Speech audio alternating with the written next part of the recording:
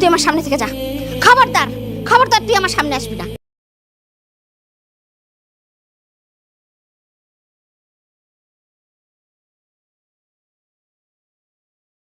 যা বলছি এখান থেকে। আমি কি করলাম? তুই কি করলি মানে? কাল রাতে তুই আমাকে বিষ খাইয়েছিলি, সেই কথা ভুলে গেছিস? হ্যাঁ, সময় মতো তো আমাকে হাসপাতালে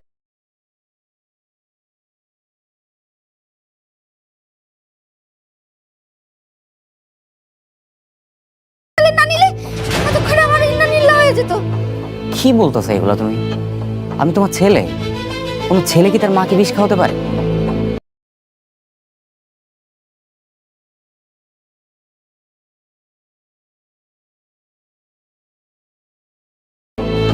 আমি তো বিষ খাওয়াতে চেয়েছিলাম ফাতেমাকে।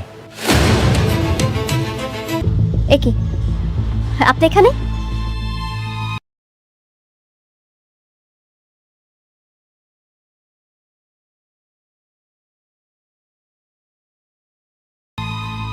হ্যাঁ, আমি তোমার সাথে কিছু কথা বলতে এসেছি।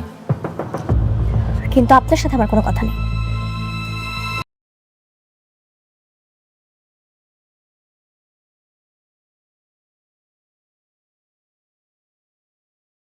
কিন্তু আমার যে তোমাকে কিছু কথা বলার আছে। আমি তোমাকে বিয়ে করেছি, তুমি আমাকে না দিচ্ছ স্বামীর অধিকার, আমাকে না দিচ্ছ তুমি এই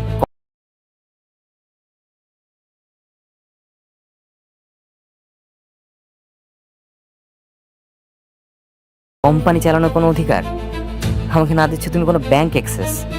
আমার সাথে এমনটা কেন করছো? কারণ আপনি এইটারই যোগ্য।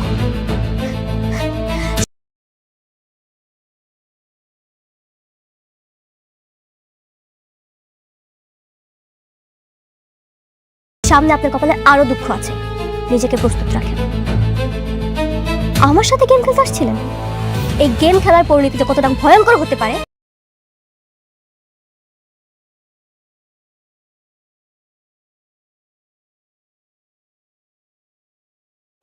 সেটা শুধু আসলে আপনি টের পাবেন। গেম কি শুধু তুমি একাই খেলবা?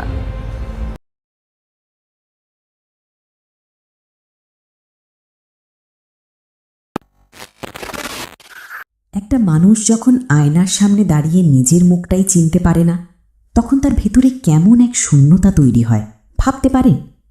আজকের পর্বটা দেখে বারবার এই কথাটাই মনে হচ্ছিল। একজন মানুষ যার হাতে ছিল কোটি কোটি টাকার সাম্রাজ্য, আজ সে নিজের নামটাও জানে না। বন্ধুরা, চলুন আজকে আমরা এই পর্বটাকে একটু অন্যভাবে দেখি, একটু গভীরে গিয়ে বুঝি জীবনের কোন সত্যিটা এই গল্প আমাদের বলতে চাইছে। প্রথমেই বলি, এই গল্পটা আসলে ভাগ্যের নিষ্ঠুরতার একটা জ্বলন্ত উদাহরণ। মানুষ যত টাকাই কামাক, যত ক্ষমতাই অর্জন করুক, একটা মুহূর্তেই সব কিছু ধুলোয় মিশে যেতে পারে। আজকের পর্বে যখন সেই ভয়াবহ দুর্ঘটনার স্মৃতি ফিরে আসছিল, তখন এই সত্যিটাই যেন আরও স্পষ্ট হয়ে উঠল। একজন প্রভাবশালী মানুষ, যার একটা কথায় হাজারো মানুষের জীবন বদলে যেত, আজ সে একটা রাতের ষড়যন্ত্রের শিকার হয়ে সবকিছু হারিয়ে বসে আছে। এই বৈপরীত্যটাই গল্পের সবচেয়ে বড় আবেগের জায়গা। এবার আসি প্রতীকী দিক নিয়ে কথায়। লক্ষ্য করেছেন এই গল্পে বারবার অন্ধকার রাতের প্রসঙ্গ আসে? রাতের অন্ধকার এখানে শুধু সময়ের বর্ণনা না, এটা আসলে অজ্ঞতা আর বিভ্রান্তির প্রতীক। যতক্ষণ পর্যন্ত সেই মানুষটা নিজের অতীত সম্পর্কে অন্ধকারে আছে, ততক্ষণ পর্যন্ত সে যেন সেই রাতের মধ্যেই আটকে আছে। আর যখন তার স্মৃতি একটু একটু করে ফিরতে শুরু করবে, তখন সেটা হবে যেন ভোরের আলো ফোটার মতো। এই আলো অন্ধকারের রূপক ব্যবহার করে পরিচালক গল্পের আবেগীয় গভীরতা অনেকখানি বাড়িয়ে দিয়েছেন। চলুন এবার কথা বলি হাফিজের ভূমিকা নিয়ে, তবে একটু ভিন্ন কোণ থেকে। এই মানুষটা যেভাবে সত্যি প্রকাশ করছে, তা আসলে একটা নৈতিক দ্বন্দ্বের মধ্য দিয়ে যাচ্ছে। একদিকে তার দায়িত্ব তার প্রভুকে সত্যি জানানো, অন্যদিকে সে জানে এই সত্যি তার প্রভুর মনে কতটা যন্ত্রণা তৈরি করবে। এই দ্বিধা, এই নৈতিক টানাপোড়েন, এটাই একজন বিশ্বস্ত মানুষের আসল পরীক্ষা। সত্যি বলা সবসময় সহজ না, বিশেষ করে যখন সেই সত্যি কাউকে গভীর কষ্ট দেবে জেনেও তা বলতে হয়। হাফিজের এই সাহস আসলে ভালোবাসারই একটা রূপ। এবার একটু গভীরে গিয়ে বিশ্লেষণ করি ঋতুর পরিবারের সামাজিক অবস্থানের প্রসঙ্গটা। এই পরিবার সামাজিকভাবে প্রতিষ্ঠিত, তাদের একটা মর্যাদা আছে, একটা সম্মান আছে। এমন একটা পরিবারে একজন সাধারণ কাজের মানুষের সাথে মেয়ের সম্পর্ক মেনে নেওয়াটা মোটেও সহজ কাজ না। কিন্তু ঋতু যেভাবে এই সামাজিক বাধা উপেক্ষা করে নিজের ভালোবাসার পক্ষে দাঁড়িয়েছে তা প্রমাণ করে যে ভালোবাসা যখন সত্যিকারের হয় তখন সামাজিক মর্যাদার হিসেব তার কাছে গৌণ হয়ে যায়। এই বার্তাটা আজকের প্রজন্মের জন্য বিশেষভাবে প্রাসঙ্গিক, যেখানে অনেক সময় সম্পর্কের চেয়ে সামাজিক অবস্থানকে বেশি গুরুত্ব দেওয়া হয়।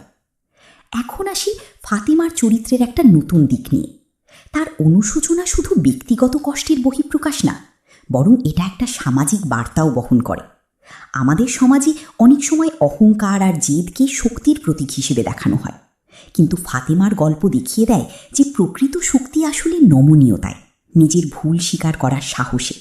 যে মানুষ নিজের ভুল স্বীকার করতে পারে সে আসলে দুর্বল না, বরং সে সবচেয়ে বেশি সাহসী। আরেকটা গুরুত্বপূর্ণ বিষয় নিয়ে কথা বলা দরকার, তা হলো এই গল্পে ক্ষমতার আসল রূপ। ঋতুর ভাই যখন বুঝতে পারে যে এই সাধারণ কাজের মানুষটার পিছনে বিশাল শক্তি লুকিয়ে আছে, তখন তার আচরণে যে পরিবর্তন আসে তা আমাদের একটা গুরুত্বপূর্ণ সত্য শেখায়। প্রকৃত ক্ষমতা কখনো চিৎকার করে নিজের পরিচয় জানান দেয় না, বরং তার নীরবে ধীরে ধীরে তার প্রভাব বিস্তার করে। যারা প্রকৃত ক্ষমতাধর তাদের নিজেদের ক্ষমতা প্রমাণ করার প্রয়োজন হয় না, বরং তার উপস্থিতিই যথেষ্ট। এবার একটু ভবিষ্যতের দিকে তাকাই। আমার মনে হয় আগামী পর্বগুলোতে আমরা দেখতে পাবো একটা গুরুত্বপূর্ণ রূপান্তর। শুধু সেই মানুষটার পরিচয়ে রূপান্তর না, বরং তার চারপাশের সবার দৃষ্টিভঙ্গিরও রূপান্তর। যারা তাকে এতদিন তুচ্ছ মনে করেছে তাদের সেই ধারণা ভেঙে যাবে। যারা তার পাশে থেকেছে বিনা স্বার্থে তাদের সেই ভালোবাসা প্রমাণিত হবে। এই রূপান্তরের প্রক্রিয়াটাই গল্পের সবচেয়ে বড় আকর্ষণ হতে চলেছে। আরও একটা প্রশ্ন মনে জাগে, তা হলো এই পুরো ঘটনার পেছনে দাউদ খানের আসল উদ্দেশ্য কী? শুধু কি ব্যবসায়িক প্রতিদ্বন্দ্বিতা, নাকি এর পেছনে আরও গভীর কোনো ব্যক্তিগত আক্রোশ লুকিয়ে আছে? সাধারণত এই ধরনের গল্পে ভিলেনের উদ্দেশ্যের পেছনে একটা অতীতের গল্প থাকে, যা ধীরে ধীরে প্রকাশ পায়। যদি আগামী পর্বে আমরা এই ভিলেনের অতীত সম্পর্কে জানতে পারি, তাহলে গল্পটা আরও একটা নতুন মাত্রা পাবে। শেষ করার আগে বলতে চাই, এই গল্পটা আমাদের একটা গুরুত্বপূর্ণ শিক্ষা দেয়। জীবনে যা কিছু হারিয়ে যায় তার মধ্যেও নতুন কিছু খুঁজে পাওয়া যায়। সেই মানুষটা তার সাম্রাজ্য হারিয়েছে, কিন্তু সে খুঁজে পেয়েছে সত্যিকারের ভালোবাসা। এই প্রাপ্তি আর হারানোর মাঝের ভারসাম্যই জীবনের আসল সৌন্দর্য। চলুন এবার একটু কথা বলি সময়ের ধারণা নিয়ে, যা এই গল্পে বিশেষভাবে গুরুত্বপূর্ণ। 2 বছর সময়টা খুব বেশি না, কিন্তু এই সময়ের মধ্যে একজন মানুষের জীবন সম্পূর্ণভাবে বদলে যেতে পারে। যে মানুষটা একসময় সিদ্ধান্ত নিত 1000 কোটি টাকার ব্যবসায়িক চুক্তির, সে আজ সিদ্ধান্ত নেয় কোন কাজটা আগে করবে, কিভাবে একটা সাধারণ দিন কাটাবে। এই বৈপরীত্য শুধু নাটকীয় উপাদান না, এটা আসলে জীবনের একটা গভীর সত্যকেও তুলে ধরে। আমরা যতই বড় কিছু অর্জন করি না কেন, জীবনের প্রকৃত সৌন্দর্য লুকিয়ে থাকে ছোট ছোট মুহূর্তের মধ্যে। আর একটা বিষয় নিয়ে ভাবা দরকার, তা হলো এই গল্পে দেখানো মানুষের অভিযোজন ক্ষমতা।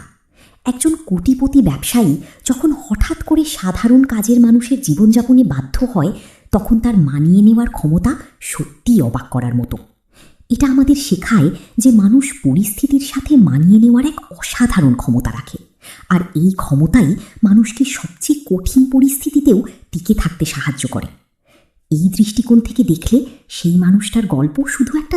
এবার আসি শাশুড়ির চরিত্রের একটা নতুন বিশ্লেষণে। এই মহিলা শুধু একজন সহানুভূতিশীল মা না, বরং তিনি যেন পুরো পরিবারের নৈতিক ভিত্তি। তার প্রজ্ঞা, তার ধৈর্য, তার ক্ষমাশীলতা, এই গুণগুলোই পরিবারটাকে ভেঙে পড়া থেকে রক্ষা করছে। যখন চারপাশে সবাই ভয়, রাগ আর অনুশোচনায় আচ্ছন্ন, তখন এই একজন মানুষই স্থির থেকে সবাইকে পথ দেখাচ্ছেন।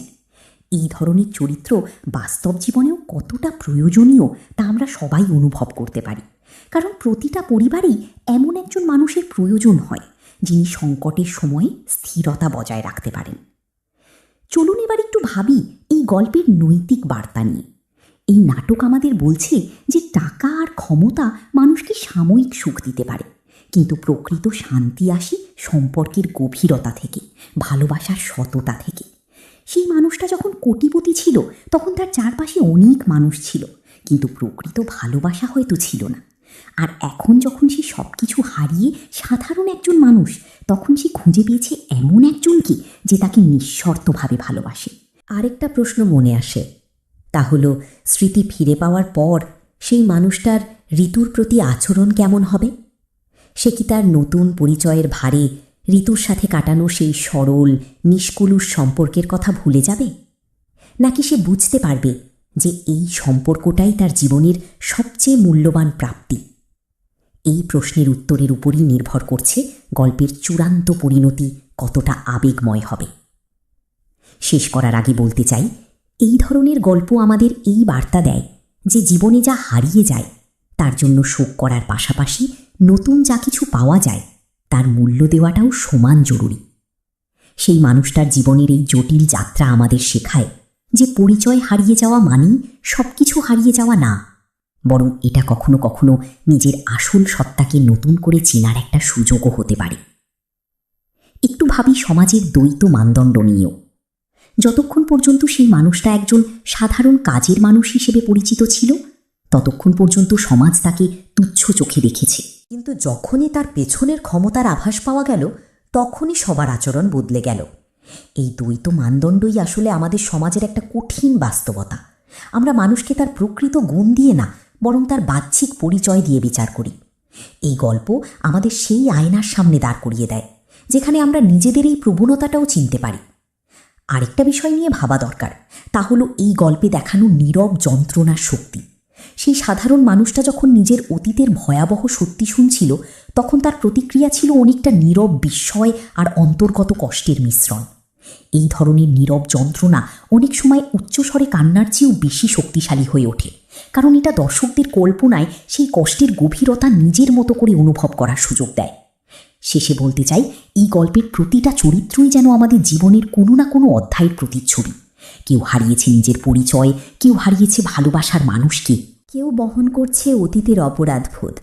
আর এই সব কিছুর মাঝেও একটা জিনিস অটুট আছে, তা হলো মানবিকতা আর ভালোবাসার প্রতি বিশ্বাস। এই বিশ্বাসই আমাদের বারবার এই গল্পের কাছে ফিরিয়ে আনে। আরেকটা কথা না বললেই না, তা হলো এই গল্পে দেখানো প্রজন্মের ব্যবধান। শাশুড়ির চিন্তাভাবনা আর ঋতুর ভাইয়ের চিন্তাভাবনার মধ্যে একটা স্পষ্ট পার্থক্য লক্ষ্য করা যায়। শাশুড়ি যেখানে ক্ষমা আর ধৈর্যের কথা বলেন, সেখানে তরুণ প্রজন্মের প্রতিনিধিত্বকারী ঋতুর ভাই ভয় আর হিসেবি সিদ্ধান্তের মধ্যে আটকে থাকে।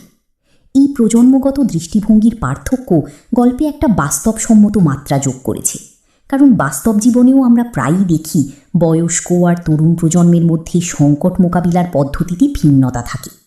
সবশেষে বলতে চাই, এই নাটকটা যেভাবে একটা সাধারণ প্রতিশোধ আর প্রেমের গল্পকে মানবিক মূল্যবোধের একটা গভীর অন্বেষণে রূপান্তরিত করেছে, তা সত্যিই প্রশংসার যোগ্য। প্রতিটা দৃশ্য, প্রতিটা সংলাপ, প্রতিটা নীরবতাও যেন একটা গল্প বলছে। আর এই বহুস্তরীয় বর্ণনাই দর্শকদের বারবার এই নাটকের কাছে টেনে আনে। আরও একটা কথা যোগ করি, তা হলো এই গল্পে দেখানো বিশ্বাস পুনর্গঠনের প্রক্রিয়া। ফাতেমা যখন শাশুড়ির সামনে নিজের ভুল স্বীকার করছিল, তখন সেটা শুধু একটা ক্ষমা চাওয়ার দৃশ্য না, বরং এটা একটা ভাঙা সম্পর্ক নতুন করে গড়ে তোলার শুরু। এই ধরনের পুনর্গঠন সহজ না, সময় লাগে, ধৈর্য লাগে, কিন্তু এই প্রক্রিয়াটাই দেখায় যে যে কোনো সম্পর্ক যতই ভেঙে পড়ুক না কেন, আন্তরিক প্রচেষ্টার মাধ্যমে আবার সুস্থ হয়ে উঠতে পারে। বন্ধুরা, আপনাদের কি মনে হয়, যদি সেই মানুষটাকে বেছে নিতে হয় তার পুরনো কোটিপতি জীবন আর ঋতুর সাথে তার বর্তমান সাধারণ জীবনের মধ্যে, তাহলে সে কোনটা বেছে নেবে? আপনাদের মতামত কমেন্টে জানান। একটা মানুষ যখন আয়নার সামনে দাঁড়িয়ে নিজের মুখটাই চিনতে পারে না, তখন তার ভেতরে কেমন এক শূন্যতা তৈরি হয় ভাবতে পারেন? আজকের পর্বটা দেখে বারবার এই কথাটাই মনে হচ্ছিল। একজন মানুষ যার হাতে ছিল কোটি কোটি টাকার সাম্রাজ্য, আজ সে নিজের নামটাও জানে না। বন্ধুরা, চলুন আজকে আমরা এই পর্বটাকে একটু অন্যভাবে দেখি, একটু গভীরে গিয়ে বুঝি জীবনের কোন সত্যিটা এই গল্প আমাদের বলতে চাইছে। প্রথমেই বলি, এই গল্পটা আসলে ভাগ্যের নিষ্ঠুরতার একটা জ্বলন্ত উদাহরণ। মানুষ যত টাকাই কামাক, যত ক্ষমতাই অর্জন করুক, একটা মুহূর্তেই সব কিছু ধুলোয় মিশে যেতে পারে। আজকের পর্বে যখন সেই ভয়াবহ দুর্ঘটনার স্মৃতি ফিরে আসছিল, তখন এই সত্যিটাই যেন আরও স্পষ্ট হয়ে উঠল। একজন প্রভাবশালী মানুষ, যার একটা কথায় হাজারো মানুষের জীবন বদলে যেত, আজ সে একটা রাতের ষড়যন্ত্রের শিকার হয়ে সবকিছু হারিয়ে বসে আছে। এই বৈপরীত্যটাই গল্পের সবচেয়ে বড় আবেগের জায়গা। এবার আসি প্রতীকী দিক নিয়ে কথায়।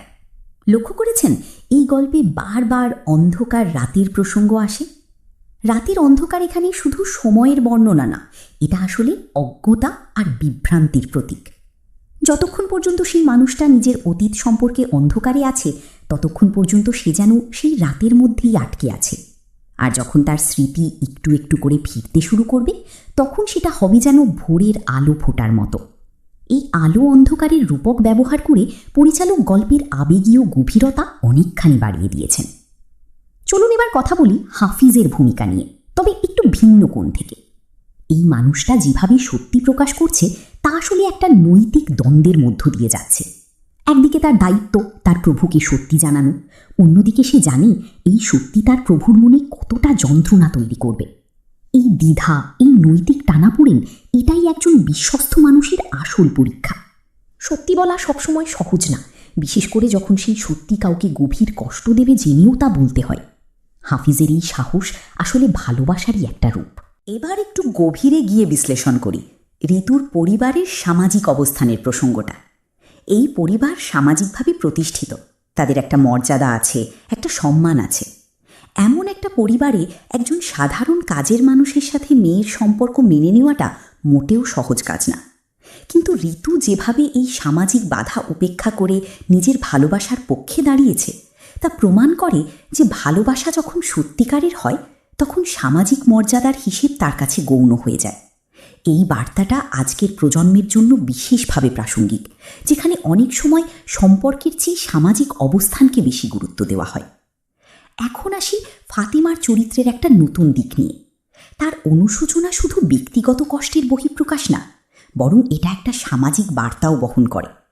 আমাদের সমাজে অনেক সময় অহংকার আর জেদকে শক্তির প্রতীক হিসেবে দেখানো হয়, কিন্তু ফাতিমার গল্প দেখিয়ে দেয় যে প্রকৃত শক্তি আসলে নমনীয়তায়, নিজের ভুল স্বীকার করার সাহসে। যে মানুষ নিজের ভুল স্বীকার করতে পারে সে আসলে দুর্বল না, বরং সে সবচেয়ে বেশি সাহসী। আরেকটা গুরুত্বপূর্ণ বিষয় নিয়ে কথা বলা দরকার, তা হলো এই গল্পে ক্ষমতার আসল রূপ। ঋতুর ভাই যখন বুঝতে পারে যে এই সাধারণ কাজের মানুষটার পিছনে বিশাল শক্তি লুকিয়ে আছে, তখন তার আচরণে যে পরিবর্তন আসে তা আমাদের একটা গুরুত্বপূর্ণ সত্য শেখায়। প্রকৃত ক্ষমতা কখনো চিৎকার করে নিজের পরিচয় জানান দেয় না, বরং তার নীরবে ধীরে ধীরে তার প্রভাব বিস্তার করে। যারা প্রকৃত ক্ষমতাধর, তাদের নিজেদের ক্ষমতা প্রমাণ করার প্রয়োজন হয় না, বরং তার উপস্থিতি যথেষ্ট। এবার একটু ভবিষ্যতের দিকে তাকাই। আমার মনে হয় আগামী পর্বগুলোতে আমরা দেখতে পাবো একটা গুরুত্বপূর্ণ রূপান্তর। শুধু সেই মানুষটার পরিচয়ে রূপান্তর না, বরং তার চারপাশের সবার দৃষ্টিভঙ্গিরও রূপান্তর। যারা তাকে এতদিন তুচ্ছ মনে করেছে তাদের সেই ধারণা ভেঙে যাবে। যারা তার পাশে থেকেছে বিনা স্বার্থে, তাদের সেই ভালোবাসা প্রমাণিত হবে। এই রূপান্তরের প্রক্রিয়াটাই গল্পের সবচেয়ে বড় আকর্ষণ হতে চলেছে। আরও একটা প্রশ্ন মনে জাগে, তা হলো এই পুরো ঘটনার পেছনে দাউদ খানের আসল উদ্দেশ্য কী? শুধু কি ব্যবসায়িক প্রতিদ্বন্দ্বিতা, নাকি এর পেছনে আরও গভীর কোনো ব্যক্তিগত আক্রোশ লুকিয়ে আছে? সাধারণত এই ধরনের গল্পে ভিলেনের উদ্দেশ্যের পেছনে একটা অতীতের গল্প থাকে, যা ধীরে ধীরে প্রকাশ পায়। যদি আগামী পর্বে আমরা এই ভিলেনের অতীত সম্পর্কে জানতে পারি, তাহলে গল্পটা আরও একটা নতুন মাত্রা পাবে। শেষ করার আগে বলতে চাই, এই গল্পটা আমাদের একটা গুরুত্বপূর্ণ শিক্ষা দেয়। জীবনে যা কিছু হারিয়ে যায়, তার মধ্যেও নতুন কিছু খুঁজে পাওয়া যায়। সেই মানুষটা তার সাম্রাজ্য হারিয়েছে, কিন্তু সে খুঁজে পেয়েছে সত্যিকারের ভালোবাসা। এই প্রাপ্তি আর হারানোর মাঝের ভারসাম্যই জীবনের আসল সৌন্দর্য। চলুন এবার একটু কথা বলি সময়ের ধারণা নিয়ে, যা এই গল্পে বিশেষভাবে গুরুত্বপূর্ণ। 2 বছর সময়টা খুব বেশি না, কিন্তু এই সময়ের মধ্যে একজন মানুষের জীবন সম্পূর্ণভাবে বদলে যেতে পারে। যে মানুষটা একসময় সিদ্ধান্ত নিত 1000 কোটি টাকার ব্যবসায়িক চুক্তির, সে আজ সিদ্ধান্ত নেয় কোন কাজটা আগে করবে, কিভাবে একটা সাধারণ দিন কাটাবে। এই বৈপরীত্য শুধু নাটকীয় উপাদান না, এটা আসলে জীবনের একটা গভীর সত্যকেও তুলে ধরে। আমরা যতই বড় কিছু অর্জন করি না কেন, জীবনের প্রকৃত সৌন্দর্য লুকিয়ে থাকে ছোট ছোট মুহূর্তের মধ্যে। আর একটা বিষয় নিয়ে ভাবা দরকার, তা হলো এই গল্পে দেখানো মানুষের অভিযোজন ক্ষমতা। একজন কোটিপতি ব্যবসায়ী যখন হঠাৎ করে সাধারণ কাজের মানুষের জীবনযাপনে বাধ্য হয়, তখন তার মানিয়ে নেওয়ার ক্ষমতা সত্যিই অবাক করার মতো। এটা আমাদের শেখায় যে মানুষ পরিস্থিতির সাথে মানিয়ে নেওয়ার এক অসাধারণ ক্ষমতা রাখে, আর এই ক্ষমতাই মানুষকে সবচেয়ে কঠিন পরিস্থিতিতেও টিকে থাকতে সাহায্য করে। এই দৃষ্টিকোণ থেকে দেখলে সেই মানুষটার গল্প শুধু একটা। এবার আসি শাশুড়ির চরিত্রের একটা নতুন বিশ্লেষণে। এই মহিলা শুধু একজন সহানুভূতিশীল মা না, বরং তিনি যেন পুরো পরিবারের নৈতিক ভিত্তি। তার প্রজ্ঞা, তার ধৈর্য, তার ক্ষমাশীলতা, এই গুণগুলোই পরিবারটাকে ভেঙে পড়া থেকে রক্ষা করছে। যখন চারপাশে সবাই ভয়, রাগ আর অনুশোচনায় আচ্ছন্ন, তখন এই একজন মানুষই স্থির থেকে সবাইকে পথ দেখাচ্ছেন। এই ধরনের চরিত্র বাস্তব জীবনেও কতটা প্রয়োজনীয় তা আমরা সবাই অনুভব করতে পারি, কারণ প্রতিটা পরিবারেই এমন একজন মানুষের প্রয়োজন হয় যিনি সংকটের সময়ে স্থিরতা বজায় রাখতে পারেন। চলুন এবার একটু ভাবি এই গল্পের নৈতিক বার্তা নিয়ে। এই নাটক আমাদের বলছে যে টাকা আর ক্ষমতা মানুষকে সাময়িক সুখ দিতে পারে, কিন্তু প্রকৃত শান্তি আসে সম্পর্কের গভীরতা থেকে, ভালোবাসার সততা থেকে। সেই মানুষটা যখন কোটিপতি ছিল তখন তার চারপাশে অনেক মানুষ ছিল, কিন্তু প্রকৃত ভালোবাসা হয়তো ছিল না। আর এখন যখন সে সব কিছু হারিয়ে সাধারণ একজন মানুষ, তখন সে খুঁজে পেয়েছে এমন একজনকে যে তাকে নিঃশর্তভাবে ভালোবাসে। আরেকটা প্রশ্ন মনে আসে, তা হলো স্মৃতি ফিরে পাওয়ার পর সেই মানুষটার ঋতুর প্রতি আচরণ কেমন হবে? সে কি তার নতুন পরিচয়ের ভারে ঋতুর সাথে কাটানো সেই সরল নিষ্কলুষ সম্পর্কের কথা ভুলে যাবে, নাকি সে বুঝতে পারবে যে এই সম্পর্কটাই তার জীবনের সবচেয়ে মূল্যবান প্রাপ্তি? এই প্রশ্নের উত্তরের উপরই নির্ভর করছে গল্পের চূড়ান্ত পরিণতি কতটা আবেগময় হবে। শেষ করার আগে বলতে চাই, এই ধরনের গল্প আমাদের এই বার্তা দেয় যে জীবনে যা হারিয়ে যায় তার জন্য শোক করার পাশাপাশি নতুন যা কিছু পাওয়া যায় তার মূল্য দেওয়াটাও সমান জরুরি। সেই মানুষটার জীবনের এই জটিল যাত্রা আমাদের শেখায় যে পরিচয় হারিয়ে যাওয়া মানেই সব কিছু হারিয়ে যাওয়া না, বরং এটা কখনো কখনো নিজের আসল সত্তাকে নতুন করে চেনার একটা সুযোগও হতে পারে। একটু ভাবি সমাজের দ্বৈত মানদণ্ড নিয়েও। যতক্ষণ পর্যন্ত সেই মানুষটা একজন সাধারণ কাজের মানুষ হিসেবে পরিচিত ছিল, ততক্ষণ পর্যন্ত সমাজ তাকে তুচ্ছ চোখে দেখেছে, কিন্তু যখনই তার পেছনের ক্ষমতার আভাস পাওয়া গেল, তখনই সবার আচরণ বদলে গেল। এই দ্বৈত মানদণ্ডই আসলে আমাদের সমাজের একটা কঠিন বাস্তবতা। আমরা মানুষকে তার প্রকৃত গুণ দিয়ে না, বরং তার বাহ্যিক পরিচয় দিয়ে বিচার করি। এই গল্প আমাদের সেই আয়নার সামনে দাঁড় করিয়ে দেয় যেখানে আমরা নিজেদের এই প্রবণতাটাও চিনতে পারি। আরেকটা বিষয় নিয়ে ভাবা দরকার, তা হলো এই গল্পে দেখানো নীরব যন্ত্রণার শক্তি। সেই সাধারণ মানুষটা যখন নিজের অতীতের ভয়াবহ সত্যি শুনছিল, তখন তার প্রতিক্রিয়া ছিল অনেকটা নীরব বিস্ময় আর অন্তর্গত কষ্টের মিশ্রণ। এই ধরনের নীরব যন্ত্রণা অনেক সময় উচ্চস্বরে কান্নার চেয়েও বেশি শক্তিশালী হয়ে ওঠে, কারণ এটা দর্শকদের কল্পনায় সেই কষ্টের গভীরতা নিজের মতো করে অনুভব করার সুযোগ দেয়। শেষে বলতে চাই, এই গল্পের প্রতিটা চরিত্রই যেন আমাদের জীবনের কোনো না কোনো অধ্যায়ের প্রতিচ্ছবি। কেউ হারিয়েছে নিজের পরিচয়, কেউ হারিয়েছে ভালোবাসার মানুষকে, কেউ বহন করছে অতীতের অপরাধবোধ। আর এই সব কিছুর মাঝেও একটা জিনিস অটুট আছে, তা হলো মানবিকতা আর ভালোবাসার প্রতি বিশ্বাস। এই বিশ্বাসই আমাদের বারবার এই গল্পের কাছে ফিরিয়ে আনে। আরেকটা কথা না বললেই না, তা হলো এই গল্পে দেখানো প্রজন্মের ব্যবধান। শাশুড়ির চিন্তাভাবনা আর ঋতুর ভাইয়ের চিন্তাভাবনার মধ্যে একটা স্পষ্ট পার্থক্য লক্ষ্য করা যায়। শাশুড়ি যেখানে ক্ষমা আর ধৈর্যের কথা বলেন, সেখানে তরুণ প্রজন্মের প্রতিনিধিত্বকারী ঋতুর ভাই ভয় আর হিসেবি সিদ্ধান্তের মধ্যে আটকে থাকে।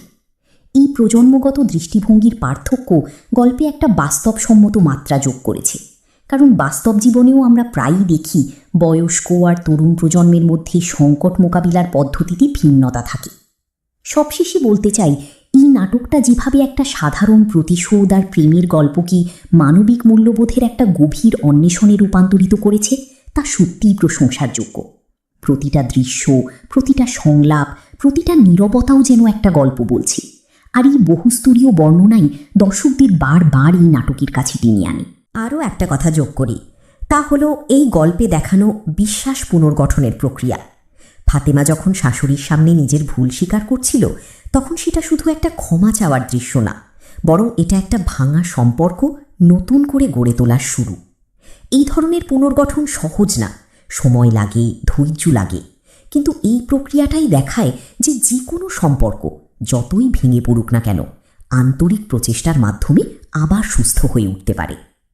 বন্ধুরা, আপনাদের কি মনে হয়, যদি সেই মানুষটাকে বেছে নিতে হয় তার পুরনো কোটিপতি জীবন আর ঋতুর সাথে তার বর্তমান সাধারণ জীবনের মধ্যে, তাহলে সে কোনটা বেছে নেবে? আপনাদের মতামত কমেন্টে জানান।